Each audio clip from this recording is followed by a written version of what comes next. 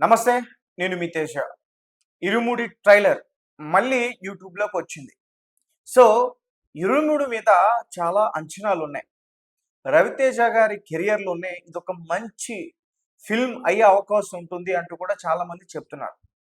అలాగే రవితేజ గారి గత కొన్ని సంవత్సరాల నుంచి ఆయన కెరియర్ చూసుకుంటే 'క్రాక్' తర్వాత కొంచెం ఆయన స్టోరీ సెలక్షన్ అనేది కొంచెం వీక్‌గా ఉందనే చెప్పాలి. సో, చాలా రోజుల తర్వాత 'ఇరుముడి'తో బ్లాక్ బస్టర్ కొట్టబోతున్నాడంటూ ఇప్పటికే సినిమా వర్గాల నుంచి చాలామంది చెప్తున్నారు. సో, దీని గురించి క్లియర్‌గా కొన్ని విషయాలు మనం చెప్పే ప్రయత్నం చేస్తాం.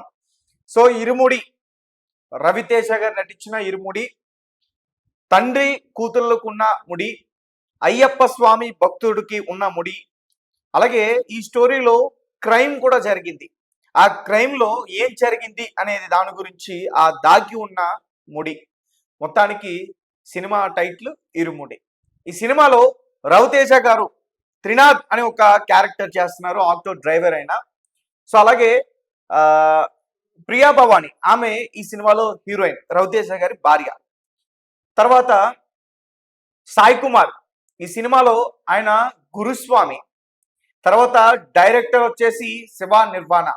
మీరు 'ఖుషి' గాని, 'మజిలీ' గాని, 'నిన్ను కోరి', 'టక్ జగ్జీస్' సో ఈ సినిమాలన్నీ కూడా తీసినటువంటి డైరెక్టర్ శివ నిర్వాణ. ఇతని డైరెక్షన్ బాగుంటుంది. తర్వాత మ్యూజిక్ వచ్చేసి జీవి ప్రకాష్ కుమార్. 'మల్లెపూల పల్లకి బంగారు పల్లకి' ఈ సాంగ్ కి మ్యూజిక్ ఇచ్చాడు. అంటే 2 సార్లు దీన్ని కంపోజ్ చేశాడు. 2 సార్లు చాలా అద్భుతంగా వచ్చాయి. అలాగే థియేటర్‌లో ఈ సాంగ్ కి ఖచ్చితంగా అయ్యప్ప భక్తులు కావచ్చు, సాధారణ ప్రజలు కావచ్చు, ప్రతి ఒక్కరికి కూడా గూస్ బూమ్స్ వస్తాయంటూ కూడా ఆయన వేదిక పైన ఇప్పటికే చెప్పడం జరిగింది. అలాగే సాంగ్ మధ్యలో ఒక క్యామియో రోల్ ఉంటుందంటూ కూడా చెప్తున్నారు. అండ్ చాలా మంది ఎక్స్పెక్ట్ చేస్తున్నారు రామ్ చరణ్ గారు ఏమైనా అలా ఒక కొన్ని సెకండ్లు వచ్చి వెళ్తారేమో అని చెప్పి. ఎందుకంటే మన తెలుగు ఫిల్మ్ ఇండస్ట్రీలో ఎక్కువగా అయ్యప్ప స్వామి మాలధారణ ఎక్కువగా ధరించేది రామ్ చరణ్ గారు. సో ఆయన వచ్చే అవకాశం ఉందంటూ కూడా చాలా మంది చెప్తున్నారు. సో మూవీ ప్రొడ్యూసర్స్ వచ్చేసి మైత్రి మూవీ మేకర్స్, నవీన్ ఎర్నిని, అలాగే రవిశంకర్, అలాగే సినిమాటోగ్రాఫర్ కృష్ణ శర్మ. నిజం చెప్తున్నా, ప్రతి ఫ్రేము ఒక్కొక్క డైమండ్.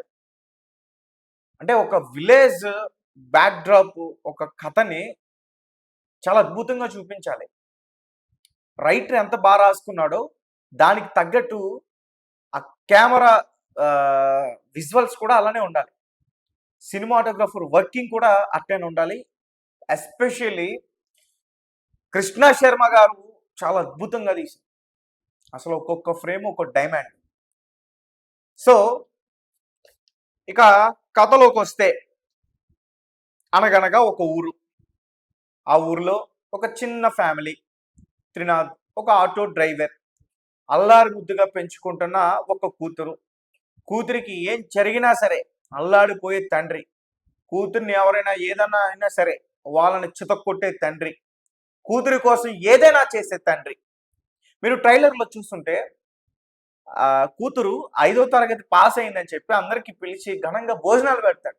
ఒక వ్యక్తి అడుగుతాడు, ఏంట్రా మీ పిల్ల 10వ తరగతి పాస్ అయిందా? లేకపోతే ఏదైనా ప్రైజ్ వచ్చిందంటే, లేదు నా కూతురు 5వ తరగతి పాస్ అయింది అని చెప్పి భోజనాలు ఊరందరికీ పిలిచి పెడతాడు. అంటే కూతురు పైన ఎంత ప్రేమ ఉందో తండ్రికి. నిజం చెప్పాలంటే ఈ సినిమా డైరెక్టర్ చెప్పినట్టు ఒక కూతురుకి తండ్రికి ఉన్న ముడి, అలాగే ఒక భక్తుడికి, అలాగే ఒక అయ్యప్ప స్వామి వారికి ఉన్న ముడి అలామాట. సో ఇక అలా అల్లారు ముద్దుగా పెంచుకుంటున్న కూతురు తండ్రికి ఏ విషయమైనా సరే దాచకుండా చెప్పాలి. అది తండ్రి చెప్తాడు. బంగారం, నువ్వు ఎక్కడ స్కూల్లో కానీ, బయట కానీ, ఫ్రెండ్స్ దగ్గర కానీ ఎక్కడైనా సరే ఏదైనా సరే చూసింది చూసినట్టు నాకు చెప్పాలని చెప్తాడు. అయితే ఆ ఊరిలో స్కూల్ ఉంటుంది. ఆ స్కూల్‌ని ఒక యాజమాన్యం నిర్వహిస్తుంటుంది. ఆ నిర్వాహకులు ఒక స్కూల్ స్టూడెంట్‌ని చంపేస్తారు. ఆ చంపింది ఎవరు? ఆ వ్యక్తుల్ని ఈ పాప చూస్తుంది. సో చూసి మరి ఖచ్చితంగా తండ్రికి చెప్పేస్తుంది కదా! ఇంటికి వెళ్ళి నాన్న ఇలా ఇలా వాళ్ళు చంపేశారు నా ఫ్రెండ్‌ని అని చెప్పేసి చెప్తుంది. ఇతనికి ఏంటంటే తన కూతురే కాదు, ఏ కూతుర్ని చూసినా తన కూతురులానే భావిస్తాడు అనేది ఒకటి ఉంటుంది. సో దీంతో అసలు ఏం జరిగింది ఏంటి అనే విషయంలో మొత్తం కూడా అతను గట్టిగా ఫైట్ చేసి ఎవరు ఏం చేశారు, ఏం అన్యాయం జరిగింది, వాళ్ళని పట్టుకోవడం, పోలీసులకు అప్పచెప్పడం ఇవన్నీ కూడా జరుగుతూ ఉంటాయన్నమాట. సో ఆ టైంలోనే అనుకోని రకంగా చాలా ఇబ్బందులు వాళ్ళ ఫ్యామిలీకి వచ్చేస్తాయి. అప్పుడే వాళ్ళ భార్య చెప్తుంది, నువ్వు ఎలా అయినా సరే మాల వేసుకో అని చెప్పి. అంటే మాల వేసుకుంటే ఫస్ట్ ఇతను పూర్తిగా స్వామివారి దీక్షలో ఉంటాడు. నిత్యం ఆయన్ని ఎక్కువగా పూజిస్తాడు. కాబట్టి బయట విషయాలు ఏవి కూడా పెద్దగా పట్టించుకోడు. సో ఆల్రెడీ ఇతను మాల వేసుకోకముందు ఈ క్రైమ్ చేసిన వాళ్ళతోని గొడవ పడతాడు.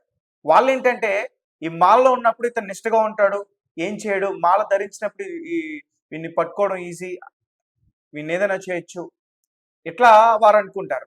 సో అతను మాల వేసుకున్న టైంలోనే అతన్ని ఏదో ఒకటి చేయాలని చెప్పి ప్లాన్ చేస్తారు. దాని నుంచి ఎలా తప్పించుకున్నాడు, ఆ క్రైమ్కి పాల్పడిన వారిని ఏం చేశాడు, ఆ దుర్మార్గుల నుంచి తన కూతుర్ని, ఎందుకంటే మరి ఐ విట్నెస్ ఆమె కదా చూసింది.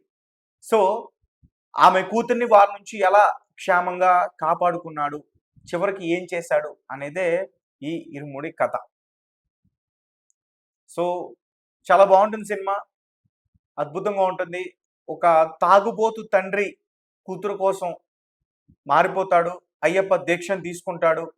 తర్వాత చాలా చేంజ్ వస్తుంది. అంటే తన కూతురులానే వేరే బిడ్డలను కూడా చూసి, ఆడబిడ్డలను చూసి వారికి జరుగుతున్న అన్యాయాన్ని అడ్డుకోవడానికి ముందుకెళ్తాడు. కుటుంబం దగ్గర నుంచి అతనికి కొన్ని కష్టాలు వచ్చినా వాటన్నిటిని కూడా అధిగమించి చివరికి అందరినీ కూడా సేవ్ చేసే ప్రయత్నం చేస్తాడు.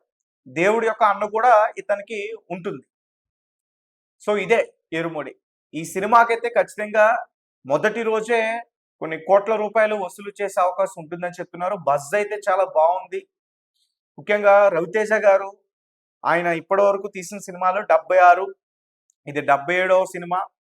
ఆయన కెరియర్లో ఇలా ఇంతకుముందు విక్రమార్కుడు అని ఒక సినిమా తీశారు.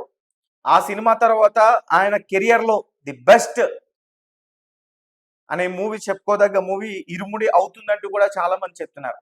సో చూడండి, 77 సినిమాలు తెలుగున తీస్తాడు అసలు. అందులో చాలా కొన్ని వీక్ సబ్జెక్టులోనే, బట్ ఆయన శైలిలో కొన్ని కామెడీ చేస్తాడు ఆయన.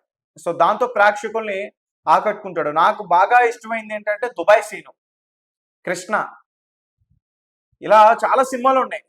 ఒక మంచి ఫ్యామిలీ ఎంటర్టైనర్ సినిమాని ఫ్యామిలీతో కలిసి చూడొచ్చు. ఇతని సినిమాలు ఆ జోనర్లో ఉంటాయి. తర్వాత ట్రెండ్కి తగ్గట్టు స్టోరీలు చేంజ్ అయిపోవటం ఇలా అయ్యాయి. బట్ అవి థియేటర్ ముందు పెద్దగా నిల్వలేకపోయాయి. సో క్రాక్ తర్వాత కొంచెం రవితేజ గారి ఫ్యాన్స్ ఆకలితో ఉన్నారని చెప్పాలి. ఆ ఆకలంతా కూడా ఇరుముడి తీర్చేస్తుంది.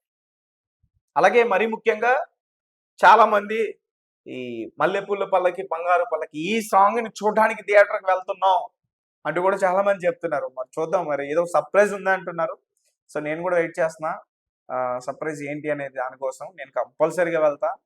ఈ సినిమా బ్లాక్ బస్టర్ అయితే పక్కా. స్టోరీ అర్థమైందిగా, ఒక మంచి ఎమోషన్ ఉంటుంది, ఒక క్రైమ్ థ్రిల్లర్ ఉంటుంది. వాళ్ళందరి దగ్గర నుంచి కూతుర్ని ఎలా సేవ్ చేశాడు, తర్వాత వాళ్ళ ఊరిలోకి ఏమైనా దుష్ట శక్తులు వచ్చాయా, మాంత్రికులు వచ్చారా, ఏదైనా చేతబడి చేసే వాళ్ళు వచ్చారా.